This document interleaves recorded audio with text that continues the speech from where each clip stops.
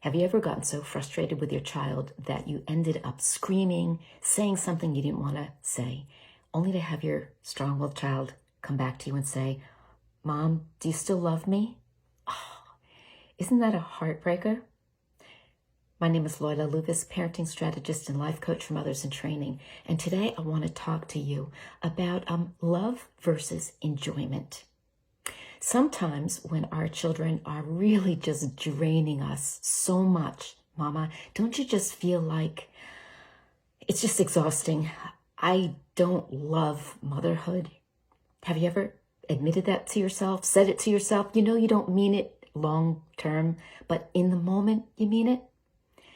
Sometimes our kids pick up on that vibe, and they start to wonder whether we love them. And of course, we have unconditional love for our children, don't we? No matter how frustrated they make us or how we might be like dreading what the day will hold, we still love our children. It's internal. I had a client recently say to me, we'll call her Susan. She said, "You know, Loyola, I love my daughter, but I don't like her." That was a hard pill to swallow. That was hard to come out of her mouth. But we get it, right? So this is the thing that I want to share with you today. My 2-minute tip that I want to offer you. The difference between love and enjoyment. Unconditional love for our strong-willed children. We get it. We see our ability to be so frustrated one minute, and yet the next minute we're ready to hug and cuddle, and it feels amazing. But what about when our kids are just being really, stubborn, strong-willed, bent on getting their own way no matter what, and it's just draining the life out of us, and it shows on our face? Well, we're not enjoying motherhood, and that is perfectly okay to make that distinction and to make it clear to our children. How do you do that though, right? Maybe that's the question.